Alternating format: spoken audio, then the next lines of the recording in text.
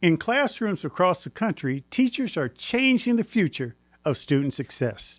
That's why the Stride Professional Development Center is committed to solving teachers' greatest challenges with live events and a growing library of on-demand professional development content. On March 1st, teachers everywhere are invited to join Stride PD Center's award-winning conference, Promising Practices 2024. Promising Practices connects teachers to practical strategies and innovative resources they can apply directly in the classroom. Sessions will feature topics such as instructional practices, school culture, student support, project-based learning, and more. Speakers will share resources that can be tailored across subjects and grade levels in any type of school and in every community. In addition to the live events on March 1st, attendees will also receive 1 year free access to the Stride PD Center. Learn more and register today at stridepdcenter.com. Inconsistency in motivation, inconsistency in the predictability of what you can and cannot do is one of the most challenging aspects of living with ADHD. Attention Deficit Hyperactivity Disorder, known as ADHD, is among the most common mental conditions in children, with an estimated 6 million children having been diagnosed with the disorder. Children with ADHD often feel misunderstood, and their parents often feel uncertain of the best way to be there for their child. What is ADHD and how does it impact children? What should parents and educators know about this disorder? And how can we best support students with ADHD? This is what I want to know, and today I'm joined by Dr. Sharon Saline to find out.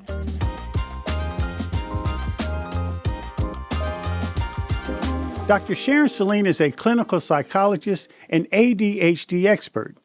She specializes in an integrative approach to managing ADHD, anxiety, executive functioning skills, learning differences, and mental health in neurodivergent children, teens, and adults. She joins us today to discuss how we can best support students with ADHD. Sharon, welcome to the show. Thank you for having me. It's great to meet you, and I'm looking forward to our conversation.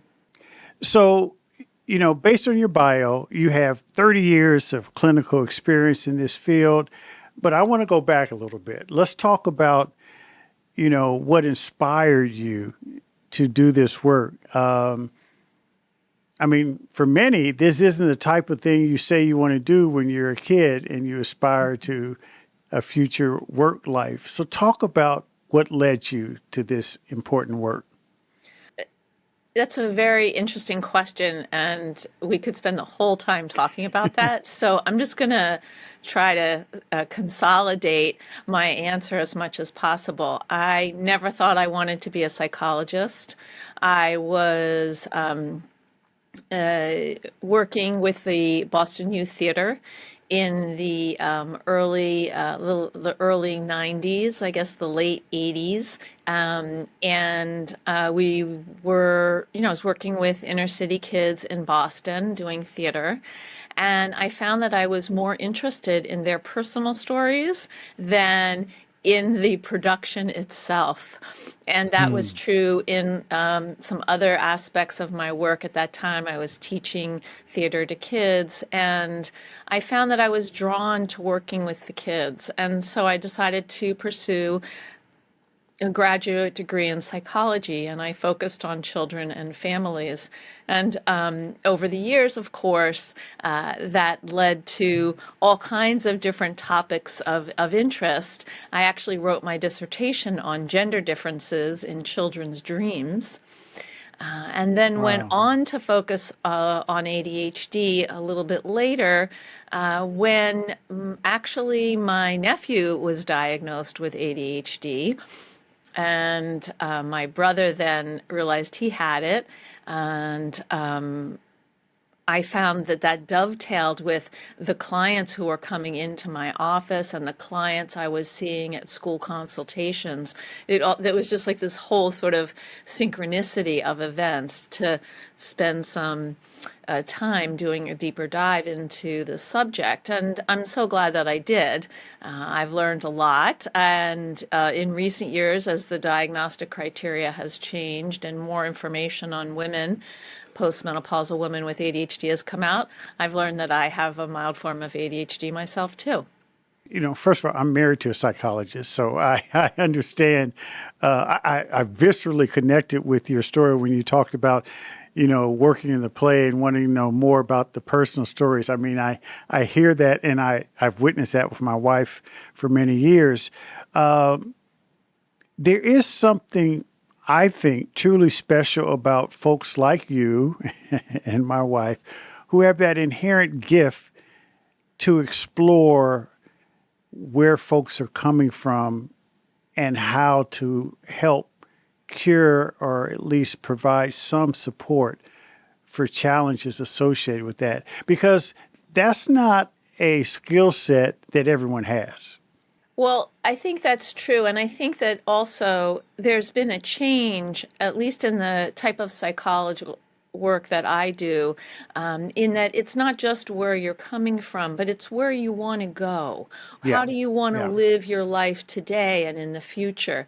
That the past is behind you, but it informs what you're doing now. And you have the opportunity to make changes to create the life that you want to lead. And I think that's really important for all folks, but is particularly important for those who have ADHD or who are neurodivergent, because they've often come up through the years with what I would call the thousand paper cuts of trauma. Yeah. Not necessarily single incident trauma or chronic trauma, but what we call complex trauma, a mix of these things, and a sense that you're never good enough, that you're always waiting for the next shoe to drop, a way in which you feel stupid and excluded and not good enough. And so I think working with kids and trying to assist with that in while they're experiencing it is helpful, but then being able to work with adults to unpack the patterns that they develop in those years and shift them now that they're an adult and they have, although they're mature resources and tools to deal with things differently. I want to really unpack ADHD, but I did also want to talk about where we are generally in this country as it relates to mental health and the mental health of our children, mental health of everyone, but particularly our children. COVID sort of was a revealing force of nature, if you will. And schools, families, societies overwhelmed with, dealing with mental health challenges that in some ways, some were apparent and some were being dealt with, but in other ways, some just weren't as known or obvious to people. And we've seen that particularly in schools. And putting that on the one hand, Sharon, but on the other hand, this sort of mammoth change in how folks in your field look at these challenges, treat these challenges. These treatment modalities in the psychology world have come a huge way from where they were, 15, 20 years ago. So when you look at that entire space of mental health, and there's just this overabundance of need out there, how do you discern where to begin? Because every psychologist I know, they're filled up. You can't get scheduled. For child psychologists, it's the same thing. How do you work through that, recognizing that we're in a new age of need and, I think, opportunity?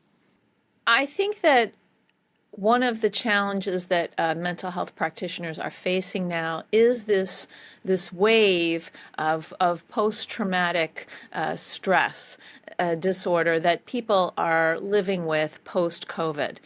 Sometimes it qualifies for the disorder itself, meets the standards, and sometimes it's just the sort of post-COVID trauma that's lingering around. And I think that we can't really determine, oh, I'm going to see you because your need is more important than the need Right. of this person over here. You know, I work with children, teens, adults, families, and couples, and everybody is struggling in different ways. And part of what's happened during COVID is that for young people, and I see this in the schools where I consult all the time, teachers will tell me that fourth graders seem more like second graders, that sixth graders are more like fourth graders, ninth graders seem like seventh graders, that there's a loss of not just cognitive ability, skills, tools that they weren't able to obtain well in COVID, but emotional maturity, social maturity. And for our neurodivergent learners who were in possibly the worst situations they could be in, having to learn on screen, unsupervised for the most part, without the support that they were used to in the classroom, having people look at them directly, which increased social anxiety. All of these things have had a lasting effect on our learners. I think people are starting to turn the corner, but they're carrying around a legacy of anxiety and some depression as a result of that. It's changing. I mean, I think the Surgeon General came out with this really crucial report in May about loneliness and isolation and mental health concerns for children. And these concerns are even greater for children of color who have many more barriers to access for care and adequate treatment. The fact is that if you're a person of color in certain parts of this country, you are there's bias towards you the minute that you walk in the door through for a clinic or to see a provider. Bias for kids that they look older, they're treated older than their Caucasian peers. Bias about the kinds of labels and diagnoses that they should receive or are receiving. And then, of course, for people of color themselves, for parents, a lot of distrust of the mental health and health systems based on years and years of mistreatment. So it's very complicated. And so, what the research shows is actually underdiagnoses and proper treatment in communities of color. And the public belief is that it's overdiagnosis and overtreatment in communities of color, which is very interesting. It is fascinating. I'm certainly well aware of a lot of what you said. But let's talk about ADHD more specifically, and let's start with the basics because you hear people say, "Well, so and so's on the spectrum," which is kind of taking on a life of its own, and sometimes people who say that they may not even know what they mean. It's become almost a way to say, I don't know if othering is the right way, but it's just something different about this person, And so define ADHD, and also let's talk a little bit about the signs that parents should look for, because in this whole world of mental health challenges, and I say opportunities, the lines are blurred for those who are not knowledgeable. It's true. So ADHD is a chronic condition. It's a neurobiological condition that affects the areas of attention, concentration, and performance. And it manifests in three different categories: hyperactive, impulsive, inattentive, or combined type. And the symptoms of ADHD, I don't like to use the word impairments, but the challenges that we see in those areas are more frequent and severe than we would expect in a person of the same age. And in order to receive a diagnosis of ADHD, according to the DSM-5, which is the Diagnostic and Statistical Manual we use here in the United States, you have to have 6 out of 9 symptoms in 2 areas of functioning before the age of 17. And after the age of 17, you have to have 5 out of 9 symptoms. And these symptoms have to appear before the age of 12. Now, this is quite controversial, Kevin. I actually just returned from the APSARD conference in Florida, which is the research conference for ADHD. And there are some very brilliant people who are working on setting up guidelines for adults with ADHD, because if you are an adult with ADHD, you may not have demonstrated symptoms before the age of 12. And you may not have demonstrated symptoms before the age of 12 for a whole number of reasons.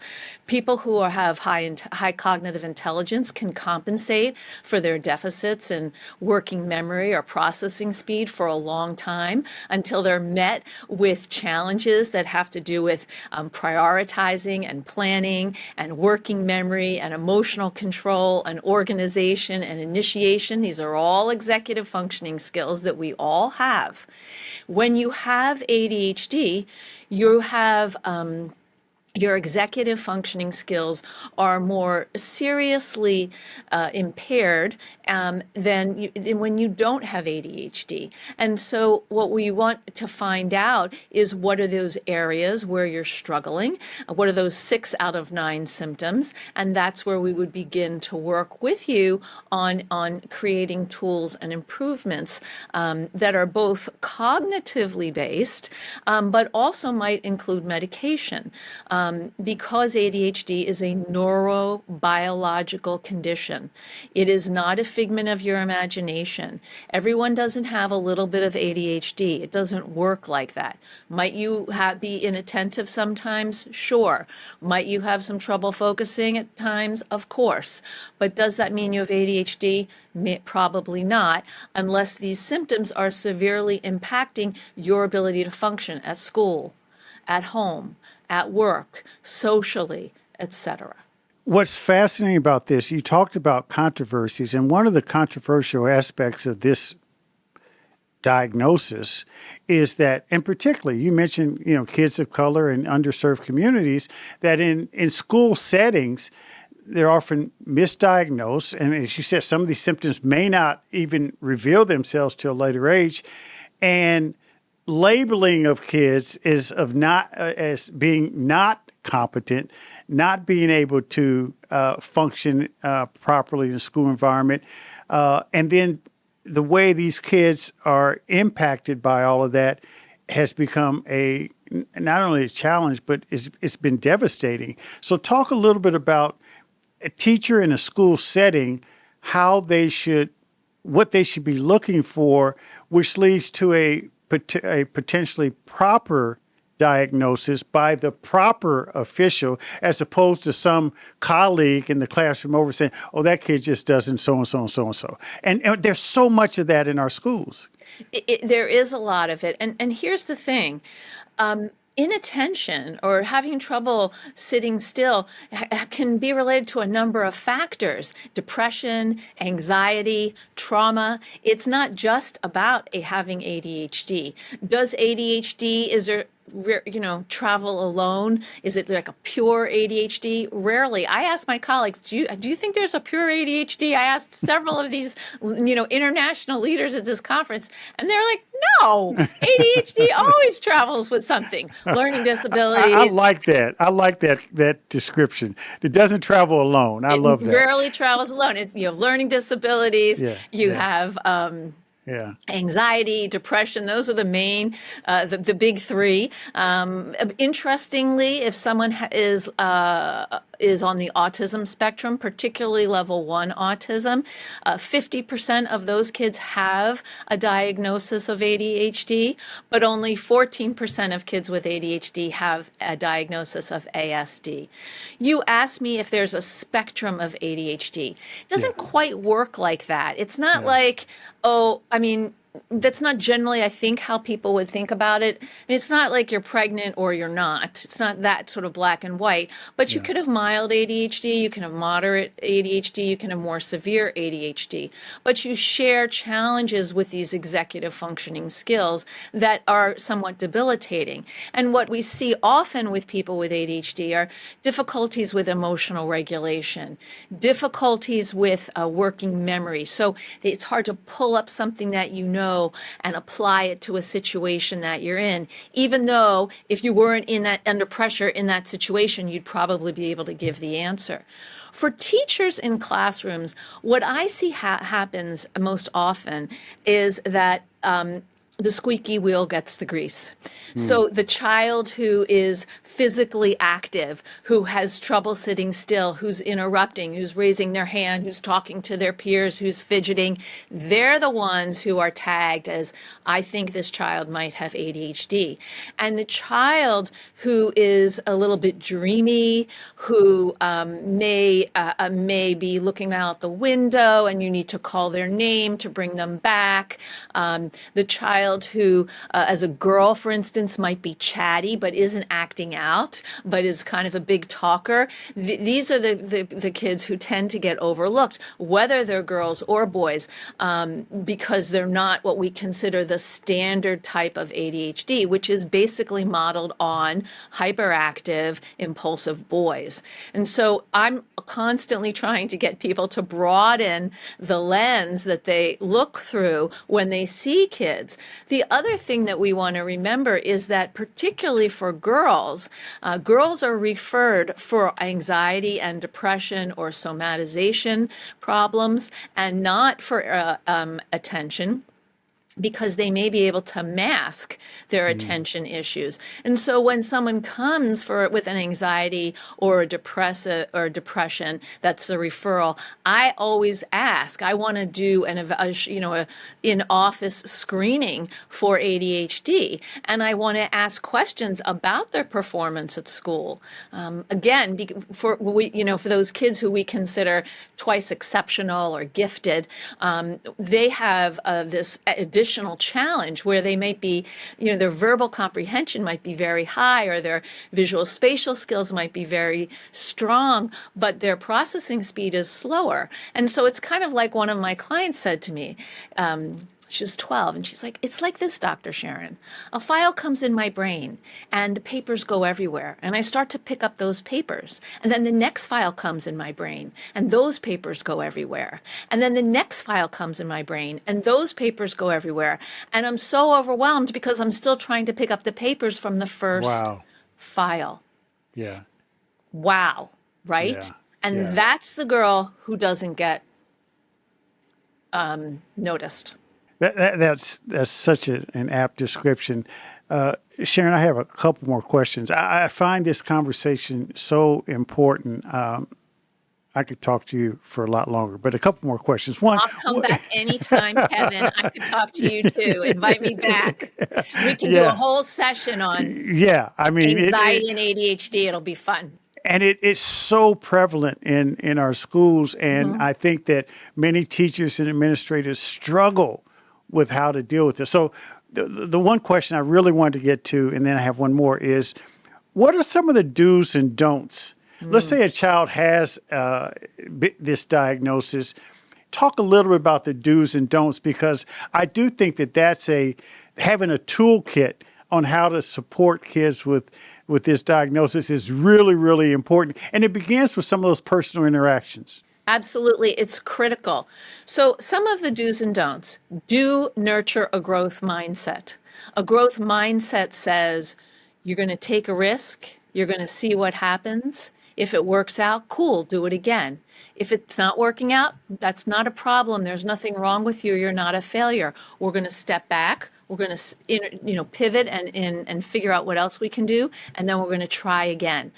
Many people with ADHD are black and white thinkers, and they have fixed mindsets. I'm this way and it's bad and I'm not going to change. I have a really bad attention span. And kids will tell me they have a bad this, that all the time. We want to change their vocabulary from that. So we really want to nurture a growth mindset, find their islands of competency, their strengths, nurture those. You may be that charismatic adult, that mentor, that person who believes in them. They need people to believe in them. So that's important.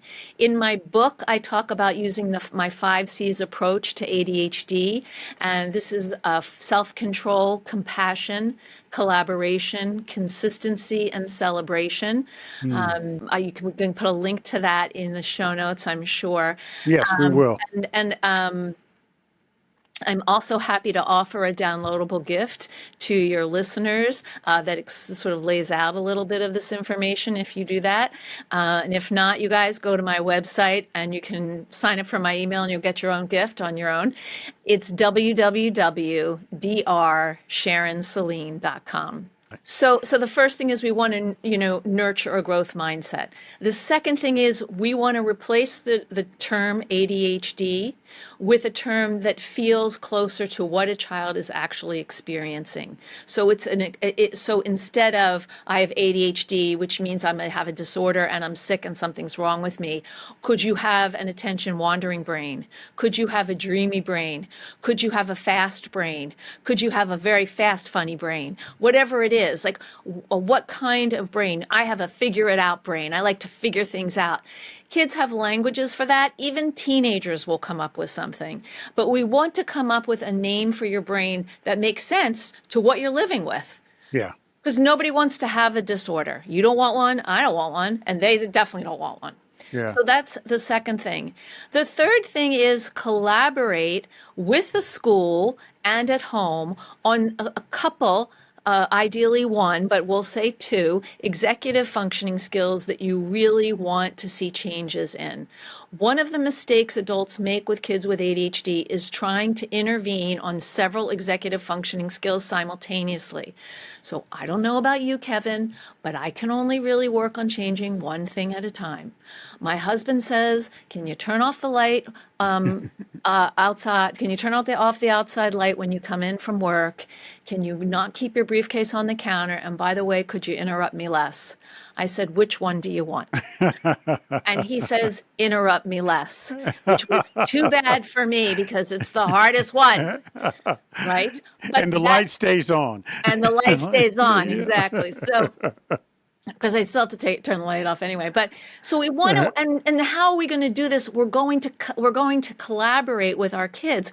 What would they like to see different about how they're functioning, how they're doing? And that, I'm sure, is on your list. Start with that, because then they have buy-in and they want to work with you. And let's listen to their ideas. Maybe 90% of what they have to say makes no sense at all. But maybe 10% is something that you could put into what you're doing. The kids have ideas, and kids with ADHD are very creative, outside the box thinkers. They're also part of a generation today that expects to have a say. Yes. This generation expects to have a say. Doesn't mean they're always going to get it, but they expect to have one. So let's use that to help them buy in. And the last thing is celebrate the wins. Let's notice, validate, and encourage any efforts towards the changes that we're trying to make. What the message that these kids get is so often is not enough, not good enough, not smart enough, not paying attention enough, you name it. And then that continues into adulthood. Yeah. We want to shift that early by saying, wow, I saw that you started to work on your math worksheet. You put your name down and you did a little bit on that first problem. Way to go. I'm circling back now in the classroom to see where we can go next. Those kinds of things, instead of how come you only got this much done? Yeah. That makes a lot of sense. Good stuff. What could schools be doing differently when it comes to this issue? And you did talk about it in terms of working with parents on addressing, one or two executive functions. But what other quick things come to mind in terms of what schools could do differently to help kids with ADHD? I think many schools, honestly, Kevin, think they know all about ADHD and executive functioning skills. I've heard about it. I understand it. We know. Let's move on to the next hot topic. And I would say, pause. Actually, there's more for you to learn. Neurodivergence is a huge issue right now. We all have different types of brains. We all learn differently, and we want to normalize that. And we want to encourage schools and teachers to have tools at their fingertips to teach executive functioning skills to all their students, not just their neurodivergent students, because everybody needs to know how to create a plan, how to prioritize. What's the difference between something that's urgent and important? How to use a calendar? How do I limit my distractions online? These are skills that everybody needs. And so, what I would consider suggesting to schools is to broaden how you're teaching your teachers to explain and use executive functioning skills in the classroom. That should be taught alongside, what math and English and social studies. At the same time, okay, for this assignment, we're going to be writing a paragraph. What of those executive functioning skills do you think you're going to need alongside the materials? I'm going to need blah, blah, blah. I'm going to need to use an outline, so I'm going to need help with figuring out what the first step is. Yeah, really good stuff, Dr. Sharon Saline. I really appreciate it. By the way, next time we talk, I'm going to open up one big question. What is normal? You talked about normalized. We're going to talk about what is normal, because I think there's a new normal in terms of how we view the brain and all of its functions. But that's another conversation. I totally agree. Please invite me back so we can talk about the new normal. I think it's important also to remember that motivation is a challenge for people with ADHD and a lot of neurodivergent students. And the thing that I would like to leave educators with is this thought: inconsistency in motivation, inconsistency in the predictability of what you can and cannot do is one of the most challenging aspects of living with ADHD. You can have one day where you're on your game and you're really hitting it, and then the next day you're at 50% and you don't know why, and it's part of having ADHD. It's not because something's wrong with you. It goes like that, and that is very challenging for kids, and it's very challenging for the adults in their lives as well. Well said, Dr. Sharon Saline. Thank you so much for joining us on What I Want to Know. Thank you so much for having me, Kevin, and please invite me back sometime. This was so much fun. I certainly will. Thank you. Thanks for listening to What I Want to Know. Be sure to follow and subscribe to the show on Apple Podcasts, Spotify, or your favorite podcast app so you can explore other episodes and dive into our discussions on the future of education. And write a review of the show. I also encourage you to join the conversation and let me know what you want to know using hashtag WIWTK on social media. That's hashtag WIWTK. For more information on Stride and online education, visit stridelearning.com. I'm your host, Kevin P. Chavous. Thank you for joining What I Want to Know.